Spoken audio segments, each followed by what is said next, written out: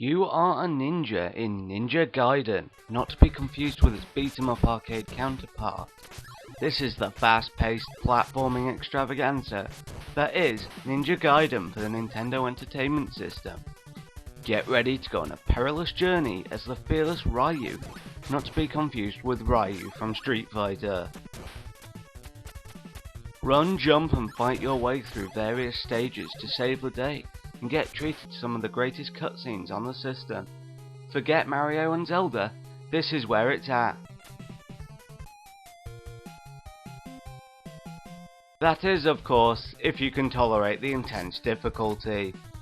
Every time you get hit, do hurtle towards the nearest pitfall in the same way you do when playing Castlevania. By far the most annoying enemies in the game are the birds. Harness your ninja skills and you will overcome the terror in the sky.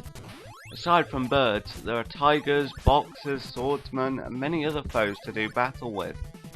Using your insane ninja skills, you can hurl shurikens at them and slice them up with your sword.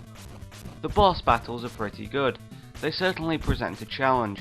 Unfortunately, a lifetime of training in the wilderness has not prepared me for this, because instead of practicing Ninja Gaiden, I've been wrestling with boars and such. Master your ninja skills as you perform various pieces of platforming as you do the wall jump. I mean, Ryu has his work cut out. I heard he left his job as a shoe salesman to become a ninja, but at least he seems a little more nimble than Mario, and a little more modestly dressed than Sonic. I'm not sure who's better between Ryu and Solid Snake. Well, I guess you wouldn't see Ryu cowering inside a cardboard box when things go awry. As you progress through the levels, things get tougher and tougher, with more enemies on screen at any given time, with more projectiles to dodge and more pitfalls that'll send you to your doom. Things can get pretty intense at times. You wonder when Ryu will stop for a rest and maybe grab a bite to eat or play some Ms. Pac-Man. Slaying oxen at a forest isn't going to help you progress through Ninja Gaiden, so that you can see those fantastic cutscenes that really put many other games from the era to shame.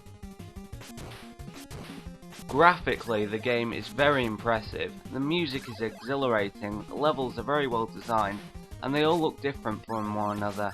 I like the variety in the game in terms of the enemies and stages, and while it can get frustrating, I enjoy the challenge. However, those few of you out there that are worse at video games than me, I doubt you'll enjoy this game because it is very challenging. But that being said, the continue system is very fair compared to most games in the era. Something that can't be said for Ninja Gaiden 3, but I'm sure we'll get to that another time.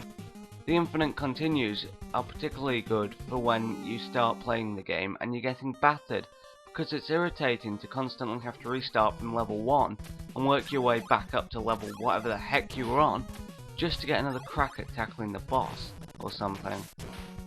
There's been some real criticism of the almost infinitely respawning enemies found in the game, and the fact that ammunition for the various power-ups and items is scarce. And while I agree, I think the flaws don't outweigh the fun that can be had with this title.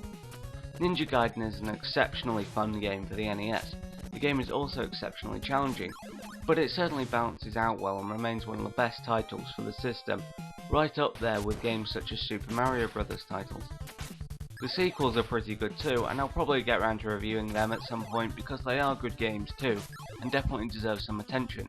Overall, if you have yet to play Ninja Gaiden, then you really are missing out on arguably the greatest ninja related game of all time.